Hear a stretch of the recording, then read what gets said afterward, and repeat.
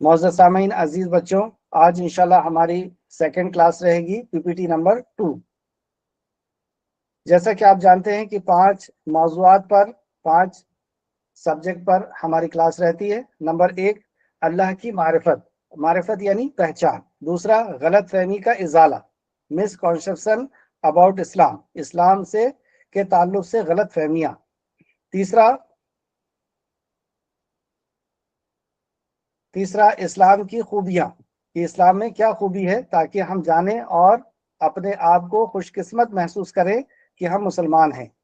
چوتھا قرآن and modern science, ہم science کے لیے اور دنیا کے علم کو توجہ دے رہے ہیں، لیکن ہمارے پاس ایک علم کا خزانہ ہے قرآن کی شکل میں۔ تو قرآن میں کیا سائنس ہے یا کون سے علم ہے، اس کو بھی جانیں گے۔ پانچواں اسلامی تاریخ سے ہمیں پتہ چلے گا کہ مسلمانوں کے کیا کارنامے یا مسلمانوں نے کیا عطا کیا ہے دنیا کو، کیا دیا ہے مسلمانوں نے، تو صحابہ اکرام نے اور لیڈرز نے اور سائنٹسٹ نے۔ پہلا ہمارا سبجیکٹ ہم شروع کرتے ہیں، اللہ کی معرفت حاصل کرنا کیوں ضروری ہے؟ اگر ہم اللہ کی معرفت حاصل کریں گے تو ہمیں پتہ چلے گا کہ اللہ نے ہمیں کیا کیا عطا کیا ہے، کیا کیا اس کے احسانات ہیں، کیا کیا اس کے انعامات ہیں، کیا کیا اللہ رب العزت کی عطا ہے۔ جب ہمیں پتہ چلے گا تو اللہ سے ہمیں محبت ہوگی، اللہ سے محبت ہوگی تو اللہ کی نافرمانی سے ہم لوگ رکیں گے، اور جب اللہ کی پکڑ کا ہمیں پتہ چلے گا، اس کی ناراضگی کا، اس کی سزا کا، تو ہم اللہ کی نافرمانی سے رکیں گے۔ ایسا کر کے ہم متقی اور پرہیزگار بن جائیں گے، اور متقی اور پرہیزگار بنیں گے تو دنیا کے اندر اور آخرت کے اندر ہر جگہ ہماری عزت ہوگی انشاءاللہ۔ دوسرا، اللہ کی معرفت اس لیے بھی ضروری ہے کیونکہ انسان ضرورت مند پیدا کیا گیا ہے، ہر روز اس کو کسی نہ کسی چیز کی ضرورت ہے۔ جیسے آپ لوگ بچے ہیں تو کبھی آپ سوچتے ہوں گے کہ ہمیں چھوٹا بھائی اور بہن چاہیے جس کے ساتھ ہم کھیلیں گے، یا ہمیں کھلونے چاہیے، یا ہمیں اسکول کی کاپی چاہیے، یا اچھا ٹیچر چاہیے۔ تو آپ کو ضرورت آپ کی کہاں پوری ہوگی؟ وہ صرف اور صرف اللہ سبحانہ تعالیٰ ضرورت کو پوری کرتا ہے۔ تو انسان ضرورت مند پیدا کیا، اگر وہ اللہ کو نہیں پہچانے گا تو اپنی ضرورت کو پورا کرانے کے لیے مخلوق کے پاس جائے گا، لوگوں کے پاس جائے گا، اور کہیں سے بھی اس کی ضرورت پوری نہیں ہوگی، اور اس طریقے سے وہ ذلیل ہوتا ہوا گھومتا رہے گا۔ تو اللہ کی اگر اسے پہچان نہیں ہوگی تو وہ ایک اچھا انسان بھی نہیں بن سکتا، اور اللہ کی پہچان نہیں ہوگی تو اس کی ضرورتیں بھی پوری نہیں ہوگی، یا وہ مطلب اس کی دعائیں بھی پوری نہیں ہوگی، کیونکہ وہ دعا بھی غلط کسی اور سے مانگ رہا ہے اللہ کو چھوڑ کر کے۔ اس لیے ہم اللہ کی پہچان حاصل کریں گے۔ اللہ کی پہچان حاصل کرنے کا سب سے قیمتی ذریعہ کیا ہے؟ کہ قرآن کے ذریعے سے اللہ رب العزت کی اسماء الحسنہ کی معرفت حاصل کریں، کہ اللہ کیسا رحمان ہے، کیسا رحیم ہے، کیسا غفور ہے، کیسا غفار ہے، کیسا وہاب ہے، کیسا ستار ہے۔ تو اللہ رب العزت کے اسماء الحسنہ کے ذریعے سے اللہ کی معرفت حاصل کی جاتی ہے۔ اللہ کی معرفت کیا آپ لوگ جانتے ہیں؟ اللہ کو پہچانتے ہیں؟ اللہ کو کیسے پہچانیں گے؟ تو اللہ کو پہچانتے ہیں اللہ کی صفات سے۔ جیسے آپ لوگ اپنے امی کو پہچانتے ہیں، ابو کو پہچانتے ہیں۔ کیسے پہچانتے ہیں؟ کئی اینگل سے پہچانتے ہیں۔ آپ امی کا چہرہ دیکھ کر بھی پہچان لیتے ہیں، امی کو پیچھے سے دیکھ کے بھی پہچان لیتے ہیں، امی کے کپڑے کو بھی دیکھ کے پہچان لیتے ہیں، امی کا آواز سن کے بھی پہچان لیتے ہیں، آواز سے بھی پہچان لیتے ہیں، پورا جسم ڈھکا ہوا، چہرہ کھلا ہو، چہرے سے پہچان لیتے ہیں، پیچھے سے پہچان لیتے ہیں، کپڑے سے۔ تو کئی اینگل سے آپ امی کو پہچان لیتے ہیں۔ یعنی امی بول کر کے کوئی آپ کو دھوکہ نہیں دے سکتا، امی بول کے کوئی دھوکہ نہیں دے سکتا، ابو بول کے کوئی دھوکہ نہیں دے سکتا، کیونکہ بچپن سے آپ کو پہچان کرائی گئی ہے۔ لیکن اللہ رب العزت کے بارے میں ہمیں کوئی بھی دھوکہ دے دیتا ہے، کیونکہ ہمیں اللہ کی پہچان نہیں ہے۔ اور اللہ رب العزت ہمارے لیے کیا ہے؟ ہماری ضرورتیں، اسے نوٹ کریں، اس سینٹنس کو نوٹ کریں۔ اللہ ہماری ضرورتیں پوری کرتا ہے، ہماری مصیبتیں دور کرتا ہے، ہماری ڈیمانڈز بھی پوری کرتا ہے، اور جو مصیبت اور پریشانیاں ہیں اس کو بھی دور کرتا ہے۔ تو کوئی آ کر کے ہمیں کہتا ہے کہ چلو فلاں جگہ سے تمہاری یہ پریشانی دور ہو جائے گی، یا تمہاری یہ ڈیمانڈ پوری ہو جائے گی، اور ہم لوگ کیا کرتے ہیں؟ ہم اس کے پیچھے چلے جاتے ہیں بغیر یہ جانے کہ وہ اللہ ہے یا نہیں ہے، کیونکہ ضرورت پوری کرنا اور مصیبت دور کرنا یہ صرف اور صرف اللہ کے اختیار میں۔ پھر سے میری بات کو سمجھے، अगर इस बात को आप समझ लिए तो पूरी जिंदगी इंशाअल्लाह ताला शिर्क से बच जाएंगे। कोई अभी आपको आकर के कहे कि बाहर कार में आपके अब्बू बैठे हैं और वो बुला रहे हैं और वो आपको कहीं ले जाना चाहते हैं, आप बहुत खुश हो जाएंगे कि अरे वाह, कार में मुझे अब्बू कहीं घुमाने ले जाना चाह रहे हैं। आप फौरन कपड़े पहनेंगे, जूते पहनेंगे और कार की तरफ दौड़ते हुए जाएंगे। जैसी कार का डोर खुला, वहां एक शख्स बैठा हुआ था, आपने उसे देख करके पहचान लिया कि ये मेरे अब्बू नहीं हैं। तो क्या आप उस कार में बैठेंगे और घूमने जाएंगे? नहीं, आप समझ जाएंगे मुझे किडनैप किया जा रहा है, क्योंकि ये मेरे अब्बू नहीं है, मुझे धोखा दिया जा रहा है और ये मुझे किडनैप करके और ले जा करके बेच भी दे सकता है। और आप वहां से फौरन वापस आ जाएंगे कि मुझे धोखा दिया जा रहा था, ये मेरे अब्बू नहीं है। क्यों हुआ ऐसा? क्योंकि आप अब्बू को पहचानते हैं और कई एंगल से, कई जाविये से पहचानते हैं, आवाज से, चेहरे से, कपड़े से, पीछे से। और आपने जैसी देखा वैसी पहचान लिया, फौरन वापस आ गए कि ये मुझे घुमाने नहीं ले जा रहे हैं, ये मेरे अब्बू नहीं है, ये तो मुझे बेचने ले जा रहे हैं। राइट? इसी तरीके से किसी ने आपको ये कहा कि चलो आपको छोटा भाई चाहिए, हम एक जगह लेके चलते हैं जहां से आपको भाई मिल जाएगा। कोई आपको ये कहे कि आपके अब्बू का अच्छा कारोबार नहीं चल रहा है, चलो एक जगह आपको लेके चलते हैं, वहां पे दुआ करना, आपके अब्बू का कारोबार अच्छा हो जाएगा। चलो हम आपको एक जगह लेके चलते हैं, वहां पर आप अपनी फरियाद, अपनी मुसीबत, आपको जो है पैर में दर्द होता है या आंख में कम दिखता है या कोई भी आपको परेशानी है, बुखार रोज आता है, चलो वहां पे हम आपको लेकर के चलते हैं और आप ये फरियाद रखना, आपकी ये परेशानी दूर हो जाएगी। तो आपको फौरन क्या सोचना है? आपको फौरन ये सोचना है कि ये मुझे अल्लाह के पास लेके जा रहा है, और फिर आपको कॉन्फिडेंस रहना चाहिए कि मैं चलता हूं क्योंकि मैं तो अल्लाह को पहचानता हूं, मैं तो फौरन पहचान लूंगा ये अल्लाह है या नहीं। और जैसे ही वो वहां लेके जाएगा और कमरा खुलेगा, या जिस भी कमरे में आपको, जिस भी हॉल में आपको लेकर के जाएगा, वहां आप देखना और उससे बताना कि ये मेरा अल्लाह नहीं है। और जब ये अल्लाह नहीं है तो ये मेरी जरूरत और मुसीबत दूर नहीं कर सकता, बल्कि मुझे जरूरत और बल्कि मुसीबत में फंसा देगा, मेरी मुसीबत का ये वजह बन जाएगा, ये मेरी तकलीफों का वजह बन जाएगा। ये अल्लाह नहीं है। तो अल्लाह की पहचान कैसे होगी? हम अब्बू को तो पहचानते हैं, अल्लाह को कैसे पहचानेंगे? तो इसकी पहचान के लिए मुशरिकीन मक्का ने रसूल करीम सल्लल्लाहु अलैहि वसल्लम से सवाल किया था, कौन है तुम्हारा अल्लाह, क्या है उसका हसब और नसब? तो अल्लाह रब्बुल इज्जत ने जिब्रील अमीन को भेजा इस आयत, इस सूरह मुबारका को लेकर के कि जाओ उन्हें मेरी पहचान बता दो। तो अल्लाह की पहचान नंबर 1, कुल हुवल्लाहु अहद, अल्लाह एक है, अल्लाह एक है। अब आप जैसे ही उस कमरे में गए, वहां पर या तो कोई इंसान था, तो इंसान तो एक नहीं है, हजारों है, या तो पत्थर था, या तो धागा था, या तो कोई और चीज थी, और कोई भी चीज एक नहीं है दुनिया में। सूरज बहुत सारे हैं, सितारे बहुत सारे हैं, जमीन बहुत सी हैं, इंसान बहुत हैं, जिन्नात बहुत हैं, फरिश्ते बहुत हैं, पत्थर बहुत हैं, धागे बहुत हैं। कुल हुवल्लाहु अहद, अल्लाह एक है। पहली पहचान सी आपने पहचान लिया और वहां से फौरन वापस आ गए। चलिए और पहचान देखते हैं। अल्लाह की बहुत सी पहचान है, अल्लाह की बहुत सी अस्माउल हुस्ना है, और जितनी अस्माउल हुस्ना उतनी पहचान, क्योंकि लैसा कमिस्लिही शैउन, उसके मिस्ल कोई नहीं। तो जो अल्लाह की पहचान है वो पहचान किसी और के अंदर नहीं आ सकती। समझ रहे हैं आप बात? जो अल्लाह की पहचान है वो पहचान किसी और के अंदर नहीं आ सकती। सुभान अल्लाह। तो दूसरी पहचान, अल्लाहु समद, अल्लाह ताला बेनियाज है, यानी उसे किसी चीज की जरूरत नहीं, बेनियाज है। क्या दलील है इस बात की? जैसे कोई ये कहे कि अल्लाह को पानी की, हवा की और खाने की जरूरत नहीं, तो कोई आपसे सवाल कर सकता है कि ये कैसे हो सकता है कि कोई पानी के बगैर जिंदा रहे, हवा के बगैर जिंदा रहे, खाने के बगैर जिंदा रहे? तो इसकी दलील क्या देंगे? बनी हुई चीज पहले से होती है या बनाने वाला पहले से होता है? तो जाहिर सी बात है कि बनाने वाला पहले से होता है। जैसे पहले इंसान था, बाद में उसने मोबाइल बनाया, तो बनाने वाला पहले है, मोबाइल बाद में बना। तो मोबाइल के बगैर क्या मोबाइल बनाने वाला जिंदा रह सकता है कि नहीं रह सकता है?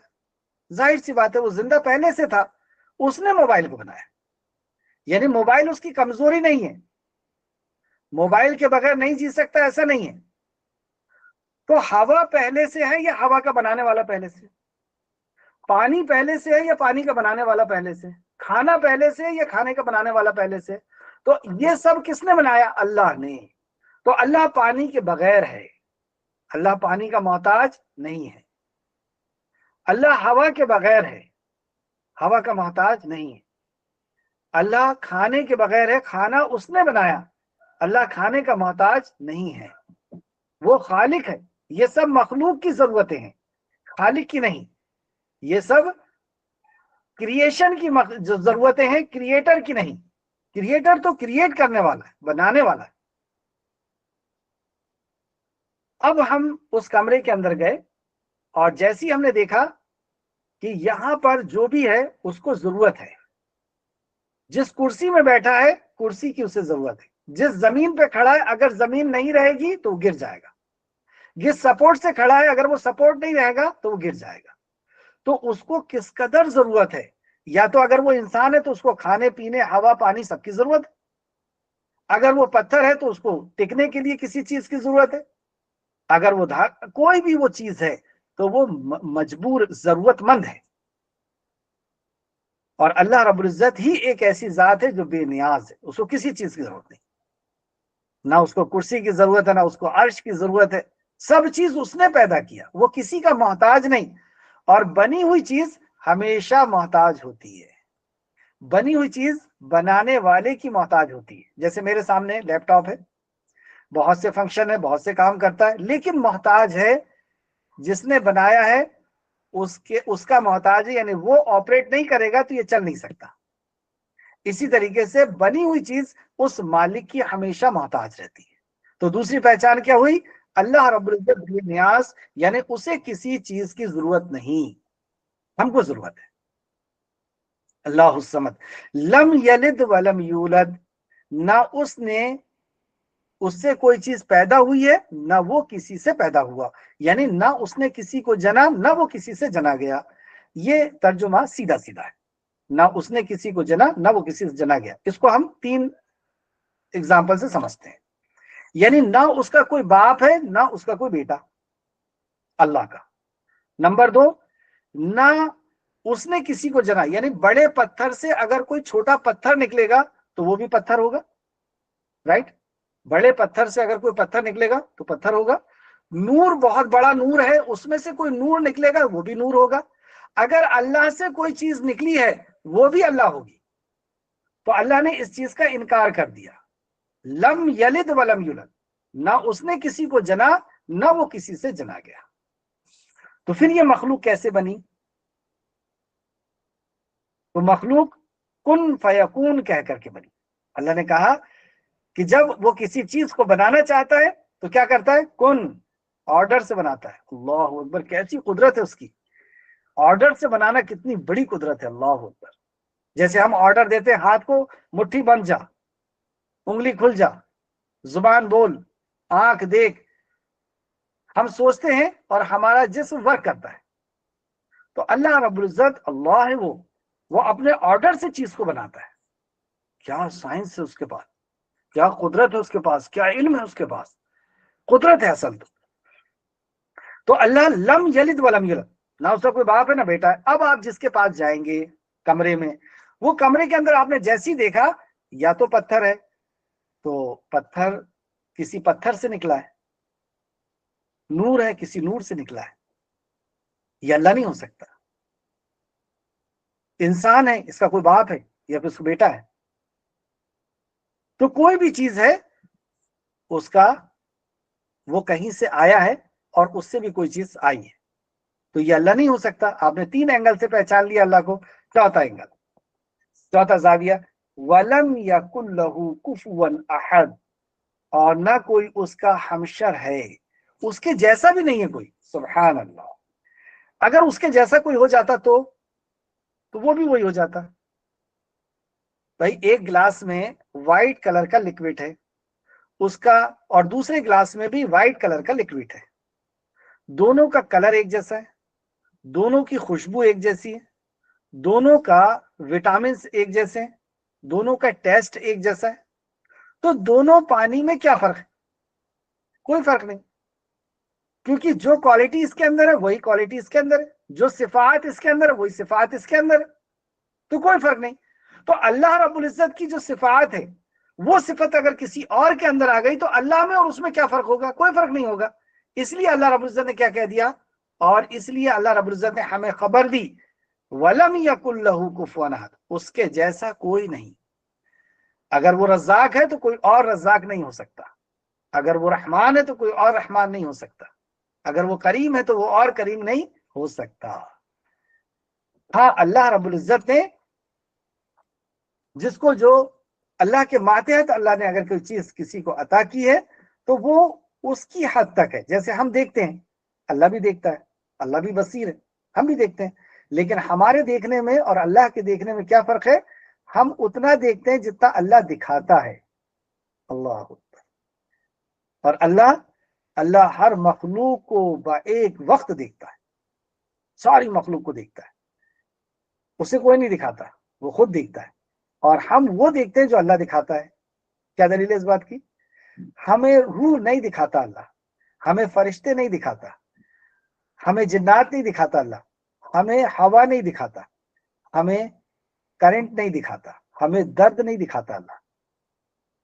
दही बनता है लैक्टोबैसिलस से और वो हमें नहीं दिखता, हाँ माइक्रोस्कोप से हम देखते हैं।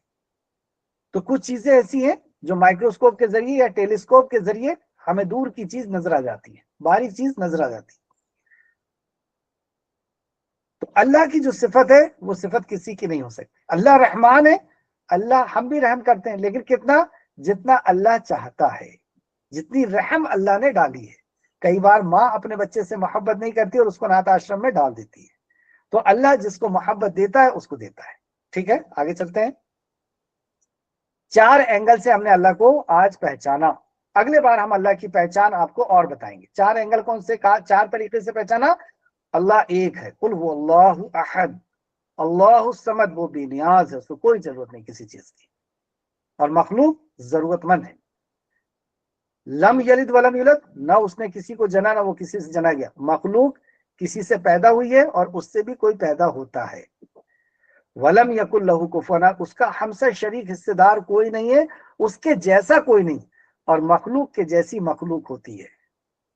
मखलूक की जैसी जो सिफत मेरी है वो सिफत कई लोगों की होती है, तो मखलूक की जैसी मखलूक होती है, लेकिन अल्लाह के जैसा कोई नहीं। सुभान अल्लाह। अब आपको कोई धोखा नहीं दे पाएगा। अगर कोई आपको आकर के बताता है कि चलो छोटा भाई लेने के लिए कहीं चलते हैं, अब्बू के कारोबार के लिए चलते हैं, आपको पढ़ाई में अच्छे मार्क्स मिल जाए उसके लिए चलते हैं, है ना, या आपको चश्मा उतर जाए इसके लिए हम कहीं चलते हैं, आप क्या बोलेंगे? हाँ देखो चलो, क्योंकि ये काम तो अल्लाह करता है। और वहां जाकर के आप देख करके फौरन पहचान जाएंगे ये मेरा अल्लाह नहीं है, तो मुझे धोखा दे रहे हो, तो मुझे बड़ी मुसीबत के अंदर डाल रहे हो, मैं यहाँ नहीं जा सकता, मैं यहाँ से नहीं मांग सकता। जैसे कि आपको किसी ने लेके गया कि अब्बू तुम्हें बुला रहे हैं, कार में बैठे, और वो तुम्हें घुमाने के लिए ले जाना चाहते हैं, पिकनिक पे ले जाना चाहते हैं। कार का डोर जैसी खुला, आपने पहचान लिया ये मेरे अब्बू नहीं है, ये मुझे किडनैप कर रहे हैं, मुझे बेचने ले जा रहे हैं। आप वहां से फौरन भाग के आ जाएंगे।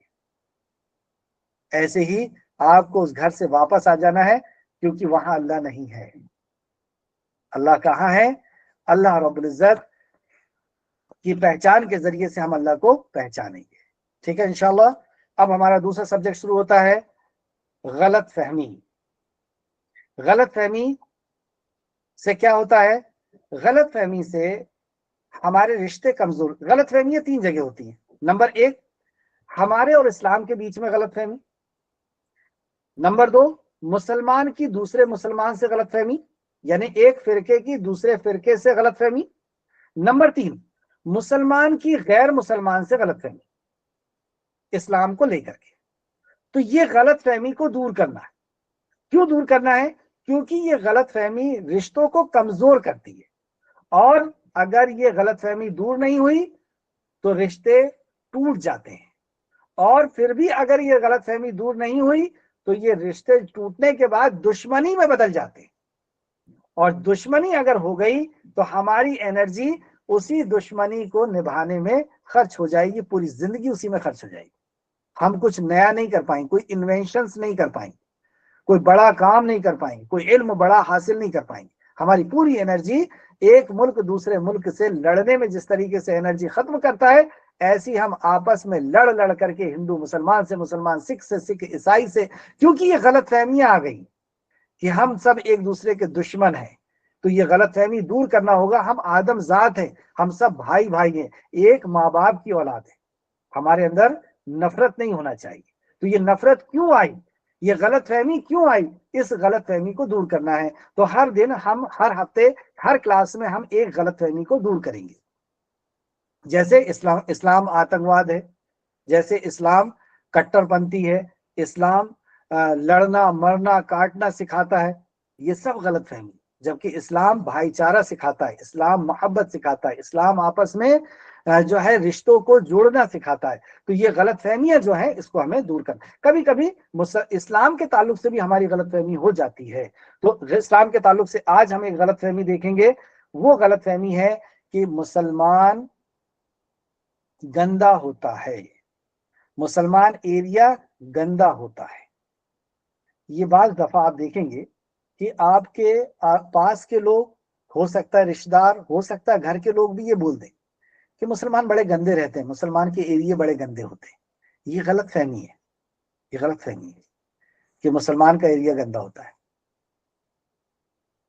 अगर मुसलमान का एरिया गंदा होता, मुसलमान गंदे होते, तो इस्लाम अरब से फैला सबसे ज्यादा गंदा मक्का और मदीना होता। 57 कंट्री है मुसलमानों की, कोई एक कंट्री भी आप गंदी नहीं बता सकते। दुबई अगर आप चले जाएं, अगर आपने रोड पे थूक दिया, कोई चीज खा करके फेंक दिया, तो वहां कैमरे लगे हुए हैं, और जब आप वापस आएंगे दुबई से, तो एयरपोर्ट में आपको रोक करके फाइन लिया जाएगा कि आपकी कार गंदी थी, गंदी कार चलाए थे आपने फला जगह कोई चीज खा करके फेंके थे, पाउच।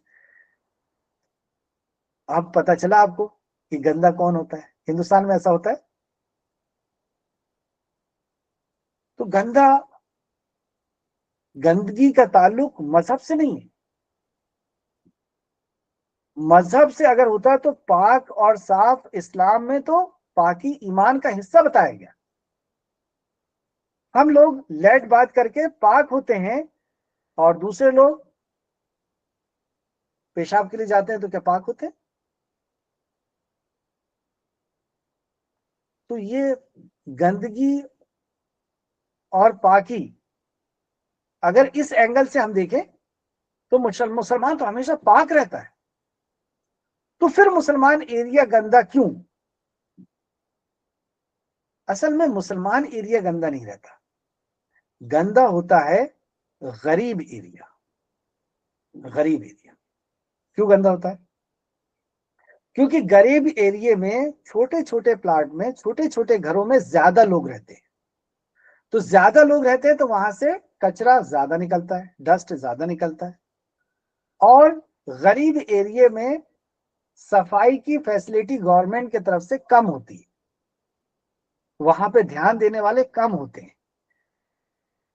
इस वजह से गरीब एरिया मुसलमान का हो, जैसे ये दिख रहा है आपको मुसलमान का एरिया, या गैर मुसलमान का हो, वो गंदा ही होता है। कभी गैर मुसलमान के गंदे छोटे एरिया ने, गरीब एरिया में आप जाकर के देखें, एक मुसलमान के गरीब एरिया में जाके देखें और एक गैर मुसलमान के गरीब एरिया में जाके देखें, तो दोनों के अंदर आपको बहुत से फर्क मिलेंगे। गैर मुसलमान का जो गरीब एरिया है, वहां पे आपको खिंजीर, पिग जो है घूमते हुए भी मिल सकते हैं, शराब की दुकानें भी मिल सकती हैं, और गाली गलौज और डस्ट और गंदगी रोड पे पड़ी हुई, ये सब मिल सकती है। मुसलमान एरिया भी एक है और वो गरीब है, तो वो गंदा भी मिलेगा, लेकिन दूसरे क्राइम कम मिलेंगे। बहरहाल यहां बताना मकसद ये था कि गरीब एरिया गंदा होता है, इसका इस्लाम से कोई लेना देना नहीं। गरीब एरिया क्यों कम गंदा होता है?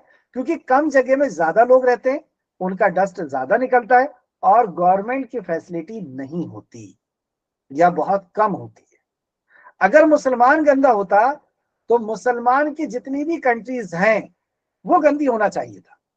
مسلمان اسلام نکلا ہے مکہ مدینہ سے، مطلب نبی کے بعد، محمد رسول اللہ کے بعد. ویسے تو اسلام آدم علیہ السلام سے ہے، اسلام تو آدم علیہ السلام سے. نبی کریم صلی اللہ علیہ وسلم کے بعد جو اسلام پھر سے پھیلا ہے تو وہ مکہ مدینہ سے وہ گندا ہونا تھا. لیکن آپ دیکھیں گے کہ وہاں صفائی کے کس قدر ورکر لگے ہوئے ہیں، کس قدر صفائی ہوتی ہے وہاں آپ ڈسٹ پھینک نہیں سکتے، وہاں آپ گندی کار میں نہیں گھوم سکتے، وہاں آپ کوئی بھی چیز ایسی جو ہے سڑک پر، تو یہ گندگی اسلام سے ایسا کوئی، یہ غلط فہمی ہے. یہ ہم لوگ بھی آپس میں بولتے ہیں. تو ہم لوگ بولتے ہیں تو اس سے کیا ہوتا ہے پتا ہے آپ کو؟ ہم اپنے بچوں کو بولتے ہیں ارے مسلمان ایریا کتنا گندا ہوتا ہے، مسلمان کتنا گندا رہتا ہے. تو بچوں کے ذہن میں وہ بات بیٹھتے جاتی ہے کہ مسلمان اچھا نہیں ہوتا. پھر وہ شرمندگی محسوس کرتا ہے اپنے اندر، ارے میں کہاں سے مسلمان ہو گیا، میرے کو مسلمان نہیں ہونا تھا، مسلمان تو گندا رہتا ہے. تو یہ دوری آپ نے اپنی اولاد کے اندر ڈالی ہے. ماں باپ اگر آپ کو ایسا کہہ رہے ہیں کہ مسلمان ایریا گندا ہوتا ہے، مسلمان گندا ہوتا ہے، آپ ان کو ٹوک دیجئے کہ نہیں ابو یہ بات غلط ہے، نہیں امی یہ بات غلط ہے، ہمارا اسلام ایسا نہیں، ہم کو فخر ہے اپنے اسلام پر. مسلمان اگر گندا ہوتا ہے تو 57 کنٹری گندی ہوتی، کوئی ایک کنٹری بھی گندی نہیں. ہندوستان گندا ہے اگر اس اینگل سے اگر آپ دیکھیں تو.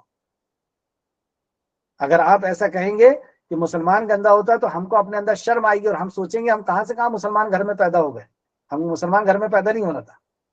تو یہ غلط فہمیاں ہم ڈال رہے ہیں اور اپنے بچوں کو ہم خود دور کر رہے ہیں اسلام سے. اپنے بچوں کو ہم خود دور کر رہے ہیں.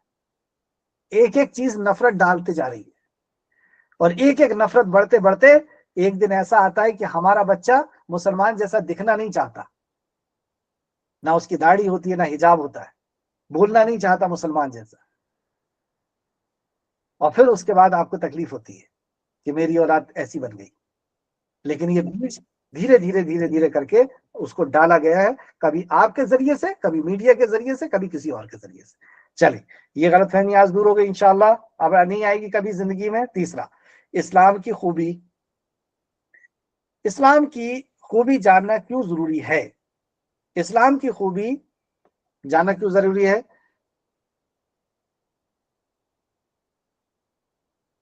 انسان جس چیز کے اندر خوبی دیکھتا ہے وہ اس کو حاصل کرنے کی کوشش کرتا ہے، ویسا بننے کی کوشش کرتا ہے. جس کے اندر بھی خوبی دیکھتا ہے اس خوبی کو اپنانے کی کوشش کرتا ہے. یہ انسان کی فطرت ہوتی ہے. اور اگر آپ سے یہ کہا جائے آپ کو کیا بننا ہے تو آپ فوراً کیا بولیں گے؟ ڈاکٹر. 90% بچے بولتے ہیں ڈاکٹر. کیوں؟ کیا ان کی کاؤنسلنگ کی گئی ہے؟ نہیں، ان کو خوبی بتائی گئی ہے، اس نے خوبی دیکھا ہے. ڈاکٹر کی خوبی بتائی گئی ہے، ڈاکٹر دیکھا ہے اس نے. اسلام کی خوبی اسے نہیں بتائی گئی، اسلام کی خوبی اسے نہیں دکھائی گئی. دکھایا بھی بار بار گیا ہے. تو جتنے بھی کرائم دکھائے گئے ہیں وہ مسلمانوں کے ذریعے سے دکھائے گئے اور اس کو اس نے لیتا چلا گیا. تو مسلمان کی خوبی کیا ہے یہ بھی ہمارے لیے جاننا ضروری ہے تاکہ ہم فخر کریں کہ ہم مسلمان ہیں.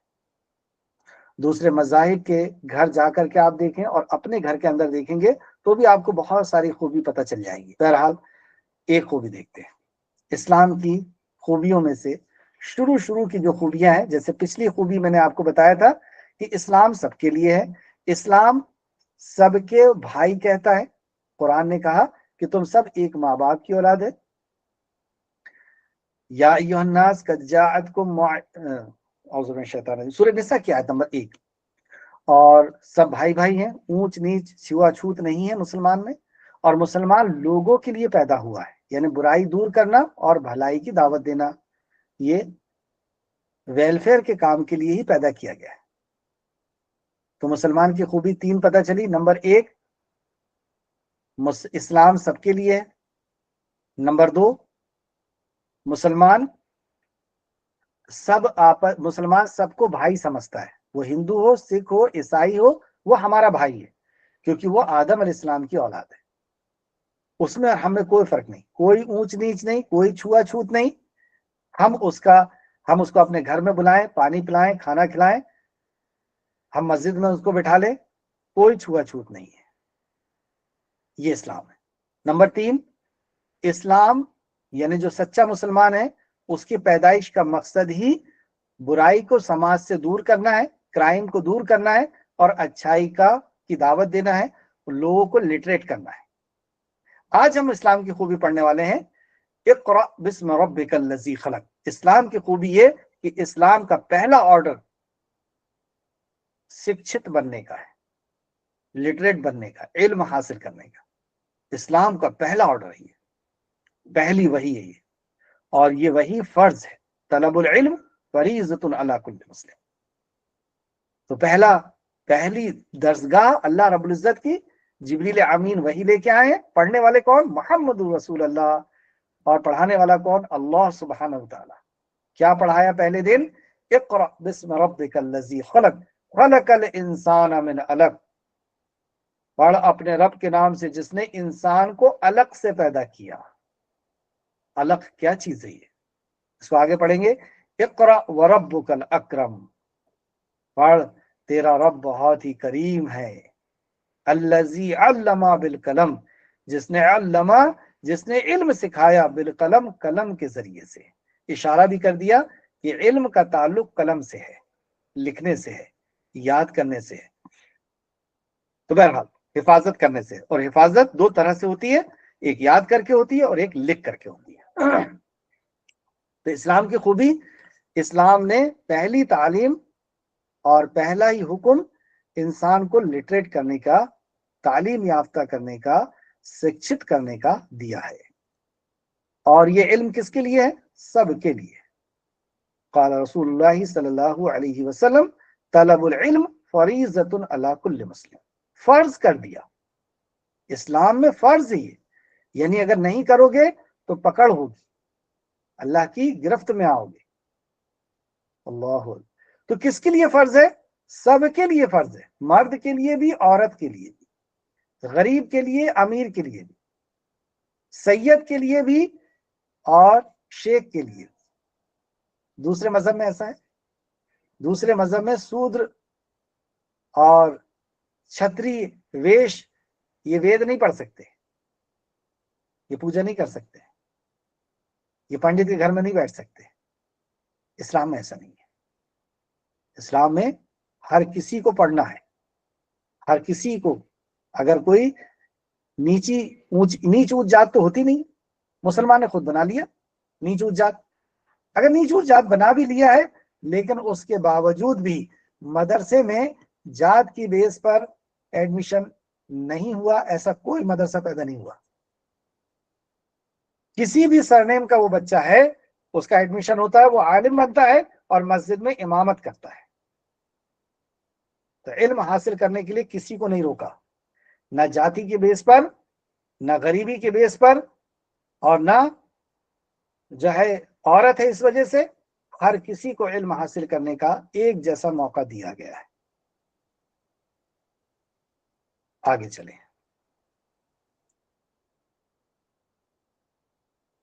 تعلیم علم کی خوبی بتائی اسلام نے۔ جیسے آپ علم حاصل کرنے کے لیے یہاں پر حاضر ہوئے ہیں، تو طالب علم کی کیا خوبی بتائی ہے؟ نبی کریم صلی اللہ علیہ وسلم نے فرمایا، جو شخص اپنا گھر سے علم کی تلاش کے لیے نکلتا ہے، فرشتے اس کے عمل سے خوش ہو کر اپنے پروں کو بچھا دیتے ہیں۔ اللہ، یعنی آپ علم حاصل کرنے آ رہے ہیں تو فرشتے قالین نہیں بچھا رہے، پھول نہیں بچھا رہے، اپنے پروں کو بچھا رہے ہیں۔ وہ نورانی مخلوق جو پلک جھپکنے کے برابر بھی نافرمانی نہیں کرتی، آپ کے اس عمل سے اس قدر خوش ہے۔ تو اس سے کیا پتہ چلا کہ اللہ کے پاس علم کی بہت قدر ہے۔ آپ حج کرنے جا رہے ہیں، عمرہ کرنے جا رہے ہیں، نماز پڑھنے جا رہے ہیں، فرشتے پر نہیں بچھاتے، نہ پھول ڈالتے ہیں، نہ قالین بچھاتے ہیں، لیکن علم حاصل کرنے جا رہے ہیں۔ کس قدر اہمیت ہے علم کی۔ رسول اللہ صلی اللہ علیہ وسلم نے فرمایا، جو علم کی تلاش کے لیے نکلتا ہے، اللہ تعالیٰ اس کے لیے جنت کا راستہ آسان کر دیتا ہے۔ مسلم شریف کی حدیث ہے۔ اور بھی بہت ساری فضیلت ہے، ہر مخلوق اس کے لیے دعا کرتی ہے۔ علم کو حاصل کرنا، مکہ کے اندر جب بہت زیادہ سختی تھی، لوگ علم حاصل نہیں کر سکتے تھے یا اسلام پہ پریکٹس نہیں کر سکتے تھے، تو اسلام میں کوئی پریکٹس کا حکم نہیں دیا گیا۔ دارال ارقم مکہ کے کونے میں ایک گھر تھا، مکہ کے کونے میں ایک گھر تھا ارقم رضی اللہ عنہ کا، وہاں پہ صحابہ کرام جاتے تھے اور علم حاصل کرتے تھے۔ اور کون سے صحابہ جاتے تھے؟ مرد بھی، عورتیں بھی، بوڑھے بھی، جوان بھی، بچے بھی۔ کیسے جاتے تھے؟ اس دور کا پین اور کاپی لے کے۔ اس دور کا پین اور کاپی کیا تھا؟ چمڑا، ہڈی اور اس طریقے کی چیزیں لے کر کے جاتے تھے، یا تو یاد کرتے تھے یا لکھ کر کے لاتے تھے، اور سبھی عمر کے۔ جبکہ خانہ کعبہ میں نماز جماعت کے ساتھ نہیں ہوتی تھی، منع تھا، لیکن علم حاصل کرنا منع نہیں تھا۔ اگر جو پکڑا جاتا وہ مارا جاتا، لیکن اس کے باوجود بھی رسول اللہ نے کہا تمہیں علم حاصل کرنے آنا ہوگا۔ حضرت علی بہت چھوٹے تھے آپ لوگوں کی عمر کے، اور حضرت علی رات کے اندھیرے میں جب سب سو جاتے تھے تو ایک کھنڈر میں جاتے تھے اور بتاتے تھے رسول اللہ پر یہ آیتیں نازل ہوئی ہیں، یہ علم آیا ہے اللہ کی طرف سے۔ اور سارے صحابہ جب سب سو جاتے تو چپکے سے اس کھنڈر میں حاضر ہوتے تھے کہ کوئی دیکھ لے گا تو ماریں گے، اور اس مصیبت سے، اس ڈر سے چھپ چھپ کر کے وہاں آ کر کے علم حاصل کرتے تھے۔ تو علم حاصل کرنا کتنا ضروری ہے کہ خانہ کعبہ میں نماز نہیں ہو رہی، لیکن علم حاصل کرنے کے لیے رات کے کھنڈر میں حاضر ہو رہے ہیں اور دارالارقم میں حاضر ہو رہے ہیں۔ جو پکڑا گیا وہ مارا گیا۔ اسی طریقے سے جب نبی مکرم مکہ سے مدینہ گئے تو اصحاب صفہ بنایا، جہاں پر بہت غریبی کے اندر بھی لوگوں نے علم حاصل کیا۔ کھانے کے لیے نہیں ہوتا تھا، حضرت ابو ہریرہ بھوک کی وجہ سے گر گئے، ایک دن گر گئے تو لوگ ان کے اوپر سے لانگ کر کے جا رہے تھے، تو کہا ایک نے کہ ابو ہریرہ کو مرگی آ گئی ہے۔ جب ان کو کھانے کے لیے کوئی چیز ملی اور تھوڑی سی طاقت آئی تو بیٹھے اٹھ کر کے اور کہا مجھے مرگی نہیں آتی، میں بھوک کی وجہ سے گر گیا تھا۔ تو رسول اللہ نے یہ نہیں کہا کہ ابو ہریرہ تم اتنے ٹیلنٹڈ ہو، تمہارا علم کا معیار یہ ہے، تم جاؤ بزنس کرو، پیسے حاصل کرو، یہ نہیں کہا۔ علم حاصل کرتے رہے ابو ہریرہ۔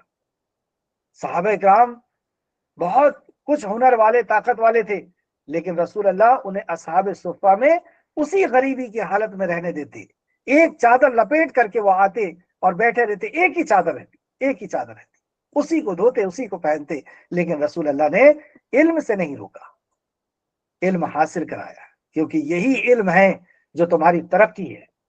اور دنیا نے دیکھا کہ وہ اصحاب صفہ وہ مدرسہ تھا، وہ اسکول تھا، وہ یونیورسٹی تھی کہ آج تک ویسی یونیورسٹی نہ پیدا ہو سکی، نہ پیدا ہو سکتی ہے۔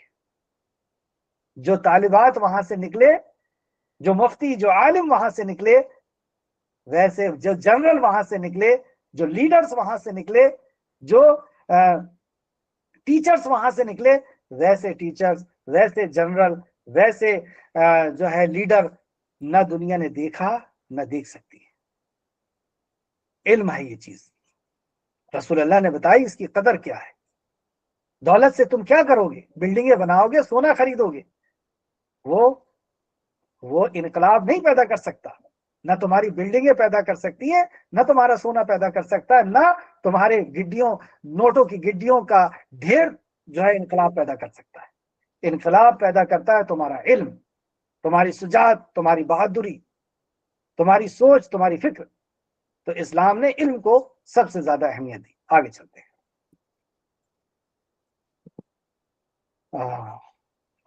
دور حاضر میں مسلمانوں نے علم کے ساتھ کیا کیا؟ دور حاضر میں مسلمانوں نے علم کے ساتھ کیا کیا؟ غداری کی، اللہ کے پہلے حکم کے ساتھ غداری،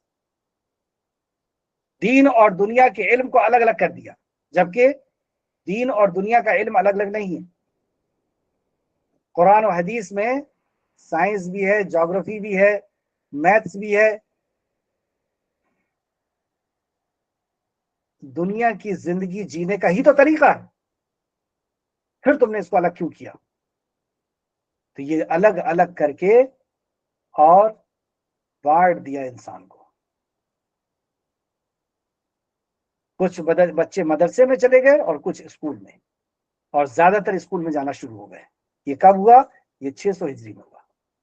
600 ہجری میں یہودیوں نے ایک بہت بڑی چال چلی اور ان کی چال کامیاب ہو گئی. انہوں نے اسکول اور مدرسے کو الگ الگ کر دیا. پہلے اسکول اور مدرسے کی پڑھائی ایک ہی ہوتی تھی. جو میں نے پچھلے ہفتے آپ کو سائنٹسٹ کا بتایا کہ اس نے آنکھ کا پہلا آپریشن کیا, قرآن حدیث پڑھتے تھے وہ.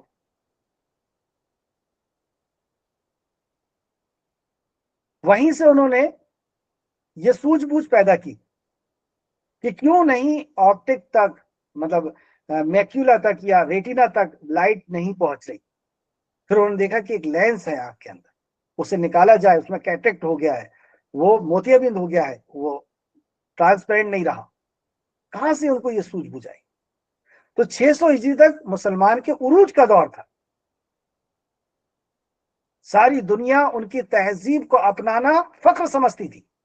جیسے آج یوروپ کو, امریکہ کو ہم لوگ پوری دنیا فخر سمجھتے ہیں ان کی تہذیب کو اپنانا, ان کے کلچر کو اپنانا, ان کے جیسا دکھنا, ان کے جیسا بولنا, ان کے جیسے کپڑے, ان کے جیسا سلیبس, ان کے جیسا گھر, ان کے جیسا کچن. ہم لوگ اپنا فیشن سمجھتے ہیں, خوشی سمجھتے ہیں, فخر سمجھتے ہیں. 600 ہجری تک مسلمان کی کاپی کرنا دنیا فخر سمجھتی تھی, کیونکہ مسلمان کے پاس یہ دونوں علم ایک ساتھ تھے. 600 ہجری کے بعد کیا ہوا؟ یہ الگ الگ ہوئے. اور اب کیونکہ دنیاوی علم میں دنیاوی جابس ہیں, کام ہیں, تو لوگوں نے زیادہ ادھر توجہ دینا شروع کر دی, اور بچے دھیرے دھیرے دھیرے دھیرے کر کے کم ہوتے چلے گئے دینی پڑھائی میں. اور اب دین کے طرف کوئی نہیں پڑھاتا.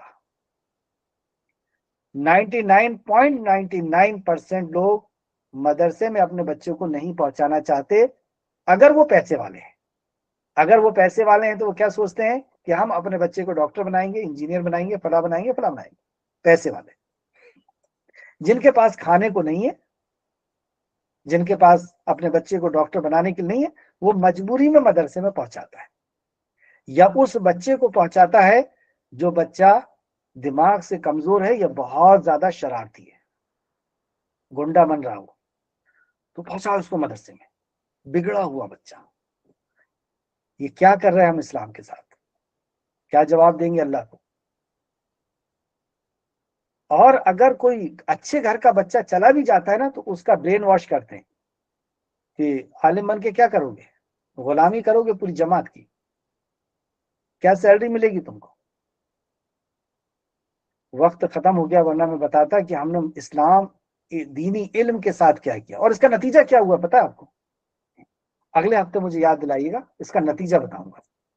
کئی گھر ایسے ملیں گے آپ کو جنہوں نے یوروپ اور امریکہ میں اپنے بچوں کو پڑھایا, مسلمان گھر, اور آج ان کے بچوں نے انہیں اولڈ ایج ہوم میں پہنچا دیا. صحیح کیا انہوں نے, کیونکہ ان کے ماں باپ اسی لائق تھے. انہوں نے یوروپ اور امریکہ کا تعلیم دینا چاہیے اپنے بچے کو, تو یوروپ اور امریکہ کی تعلیم اس بچے کے اندر آ گئی. یوروپ اور امریکہ والے ماں باپ یا بچے ماں باپ کے سامنے سگریٹ پیتے ہیں, اپنی بوائے فرینڈ گھر گرل فرینڈ کو لے کر کے آتے ہیں, شراب پیتے ہیں ساتھ میں, اور جب ماں باپ بوڑھے ہو جاتے ہیں تو یوروپ اور امریکہ کے لوگ کیا کرتے ہیں, انہیں اولڈ ایج ہوم میں ڈال دیتے ہیں. ہم بڑے متاثر ہوئے ان سے, ان کے کلچر سے, ان کی تہذیب سے, اور اپنے بچوں کو فخر سمجھا یوروپ اور امریکہ پہنچا دی. کیا کیا انہوں نے؟ میں پورا ویڈیو دکھاؤں گا آپ کو. ایسا نہیں کہ میں صرف ایسے ہی کہہ رہا ہوں, آپ کو ایسے کئی فیملیاں بتاؤں گا میں انشاءاللہ اگلی کلاس میں, جنہوں نے اپنے بچوں کو یوروپ اور امریکہ میں پہنچایا مسلمان, اور انہوں نے وہاں سے اپنے ماں باپ کو جو ہے اولڈ ایج ہوم میں پہنچا دیا. اولڈ ایج ہوم کس کو بولتے ہیں؟ بوڑھے لوگوں کا انات آشرم. سمجھنے کے اعتبار سے میں نے آپ کو بتایا, جیسے بچوں کا کوئی نہیں ہوتا نا, تو اس کو انات آشرم میں ڈال دیتے, کوئی نہیں ہے ان کا. اس طریقے سے بوڑھے اب تمہارا کوئی نہیں ہے, تم جاؤ وہاں. تو علم کے ساتھ ہم نے یہ کیا, تو ہم ہر میدان میں, ہر فیلڈ میں پیچھے ہو گئے. ہمارا کوئی بڑا لیڈر نہیں, ہمارا کوئی بڑا بزنس نہیں. جتنے بھی بڑے بزنس ہیں وہ سب یہودیوں کے دکھیں گے آپ کو. ہمارا کوئی جو ہے تعلیم کا معیار سب سے نیچے, سچر کمیٹی دیکھیں آپ نیچے لکھی ہوئی ہے, اس کی رپورٹ ہے, گورنمنٹ کی رپورٹ ہے, کہ تعلیم کے میدان میں دلت سے بھی زیادہ پیچھے ہے مسلمان. جس مذہب کا پہلا لفظ اقرا ہو، جس مذہب نے علم کو فرض کیا ہو، اس نے علم کے ساتھ یہ غداری. تو یہ نہ دین کا علم پڑھ پائے نہ دنیا کا علم پڑھ پائے، دونوں جگہ یہ تباہ ہوتے چلے گئے. اور آج پوری طرح غلامی کے حوالے ہو چکے ہیں، کیونکہ علم انسان کے اندر کانفیڈنس لاتا ہے، علم انسان کے اندر کچھ کرنے کی سوجھ بوجھ لے کر کے آتا ہے. آپ دیکھیں ایک وکیل نہیں ڈرتا جو ہے پولیس سے. کیوں نہیں ڈرتا؟ کیونکہ اسے معلوم ہے کہ قانون یہ ہے. لیکن ہمیں قانون اگر نہیں معلوم، ہمیں کوئی آ کر کے چمکاتا، ہم چمک جاتے ہیں، ڈر جاتے ہیں. کیوں؟ علم ہی نہیں ہے ہم کو. جو کچھ کرائم کیے نہیں لیکن پھر بھی ڈر رہے ہیں، کچھ گناہ کیے نہیں پھر بھی ڈر رہے ہیں. کیوں ڈر رہے ہیں؟ کیونکہ علم نہیں. اگر علم ہوگا تو ہم جا کے بول سکتے ہیں سر میں نے ایسا نہیں کیا، اور میں نے یہ کیا ہوں، یہ میرے سنویدھان میں ہے، میں نے یہ کوئی غلط نہیں کیا، میں نے قانون کا النگھن نہیں کیا. علم نہیں ہے. علم نہیں ہے تو پنچر بنا رہے ہیں، سبزی بیچ رہے ہیں، پریس کر رہے ہیں، کپڑے دھو رہے ہیں، اس قسم کے کام کر رہے ہیں. علم نہیں ہے. علم نہیں ہے تو اللہ اکبر، کیا کہا، کیا کیا کہوں میں. علم کے ساتھ ہم نے کیا کیا، جبکہ علم نبی کریم صلی اللہ علیہ وسلم نے کیسے سکھایا کہ تم کو موت کے سائے کے نیچے بھی اگر آنا ہے تو علم حاصل کرنے آنا پڑے گا دارالارقم میں.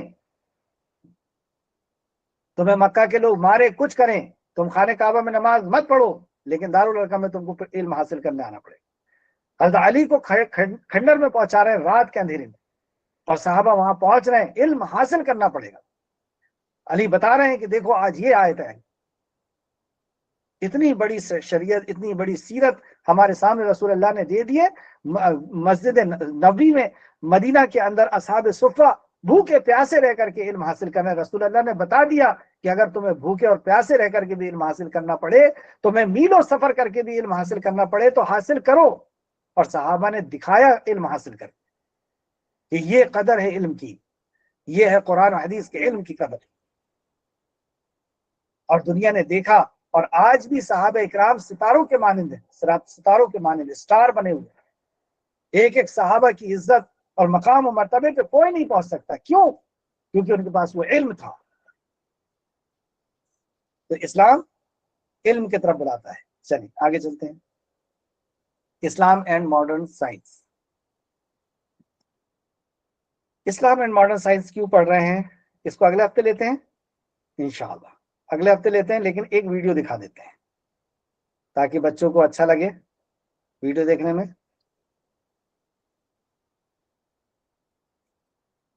یہ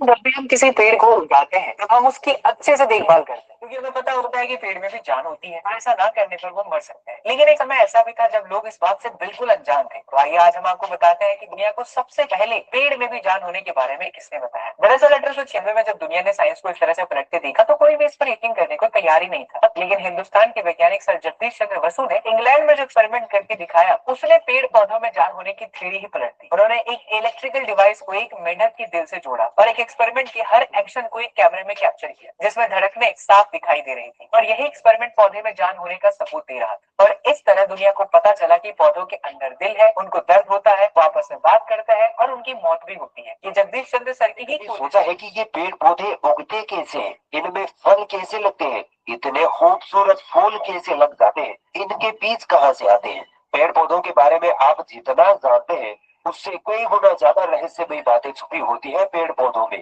پراچین کال میں لوگ کہتے تھے کہ بس انسان اور جانوروں میں ہی میل اینڈ فیمیل یعنی نر اور مادہ ہوتے ہیں، مگر آج سائنس ہمیں یہ بتاتی ہے کہ پیڑ پودوں میں بھی جوڑے ہوتے ہیں یعنی نر اور مادہ ہوتے ہیں. اور اسی بات کو قرآن نے 1400 سال پہلے ہی بیان کر دیا تھا. اگر سائنٹیفک ڈسکوریز کی بات کریں تو سن 1694 عیسوی میں کیمیرینیس اور 1761 عیسوی میں پرل رولٹر نامک ویگیانکوں نے بتایا کہ پیڑ پودوں میں بھی نر اور مادہ کا وجود پایا جاتا ہے. یعنی کہ بس آج سے 250-300 سال پہلے ہی سائنس نے پیڑ پودوں میں میل اینڈ فیمیل ہونے کی بات کہی تھی. مگر چلیے دیکھتے ہیں قرآن پاک اس وشے کے بارے میں کیا کہتا ہے. اللہ تعالیٰ سورہ توحہ سورہ نمبر 20 کی آیت نمبر 73 میں فرماتا ہے कि और हमने ऊपर से पानी बरसाया और फिर उसके द्वारा अलग अलग प्रकार की पैदावार या जोड़े निकाले।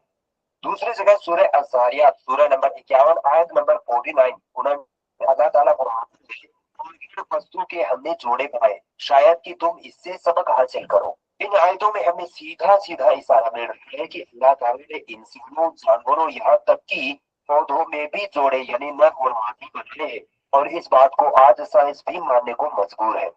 दोस्तों, अगर इन दोनों आयतों को सुनने के बाद भी आपका दिमाग नहीं खुल रहा है, तो इस एक और आयत पर गौर करिए, आपका दिमाग बिल्कुल खुल जाएगा। सूरह यासीन सूरह नंबर 36 की आयत नंबर 36 में अल्लाह ताला कि पाक है वह जात जिसने सारे प्राणियों के जोड़े पैदा किए, चाहे वह धरती के वनस्पतियों में से हो या स्वयं उनकी जैविक नस्ल में से या उन वस्तुओं में से जिन्हें ये जानते तक नहीं। अब इससे बड़ा सबूत मैंने किसी धार्मिक किताब में नहीं देखा जो वनस्पतियों यानी पेड़ पौधों में नर और मादा होने के बारे में इतना साफ साफ और इतनी गहराई की बात करती है। दोस्तों, पेड़ पौधों में जो फूल लगते हैं उनमें नर और मादा होते हैं। अगर आपने 10th क्लास में बॉटनी पढ़ी होगी तो आप मेरी बातों को आसानी से समझ रहे होंगे। फूल दो प्रकार के होते हैं, यूनिसेक्सुअल जिनमें सिर्फ या तो नर भाग होता है या मादा भाग होता है, और दूसरे बाइसेक्सुअल जिनमें एक ही फूल में दोनों नर और मादा होते हैं। दोस्तों, जब आप एक फूल को ध्यान से देखोगे तो उसका अंदरूनी हिस्सा कुछ इस प्रकार दिखाई देगा। ये जो बीच वाला हिस्सा होता है ये मादा जननांग पिस्टल या गायनोशियम होता है, और ये साइड वाला हिस्सा नर जननांग स्टेमेन या एंड्रोशियम होता है। इंसानों और जानवरों में जिस प्रकार नर के स्पर्म से मादा गर्भवती होती है, ठीक उसी प्रकार से फूलों के नर भाग से परागकण निकलते हैं, जो किसी भी प्रक्रिया द्वारा, चाहे वो हवा के द्वारा या किसी पक्षी या कीट के पैरों पर चिपक कर मादा जननांग यानी पिस्टल पर जब गिरते हैं, तब यहाँ फूलों में प्रजनन होता है और ये फूल फलों में बदलने लगते हैं, और फिर फलों के अंदर बीज बनते हैं जिससे कि नए पौधे उगाए सकते हैं। दोस्तों, अगर आप सूरह यासीन की आयत नंबर 36 की आखिरी लाइन पर गौर करें, जिसमें लिखा है कि अल्लाह ने उन वस्तुओं के भी जोड़े बनाए हैं जिन्हें ये जानते तक नहीं, इससे हमें उस बिजली की तरफ भी इशारा मिलता है जिस जी। तो इंशाल्लाह ताला इसकी तफसीर हम पढ़ेंगे कि कैसे अल्लाह रब्बुल इज़्ज़त ने ये फरमाया कि जोड़े होते हैं, और अपनी तारीख भी हम इंशाल्लाह ताला अगले क्लास में पढ़ेंगे। अब हम आपसे इजाज़त चाहते हैं। अगली तारीख हम पढ़ेंगे मौलाना अबू कलाम आज़ाद की इंशाल्लाह, जो पहले फाइनेंस मिनिस्टर थे, हिंदुस्तान के पहले फाइनेंस मिनिस्टर, और इन्हीं ने भारत छोड़ो आंदोलन स्टार्ट किया था। लेकिन ये तारीख छुपाई गई है या कहाँ है वो इंशाल्लाह ताला बताई जाएगी।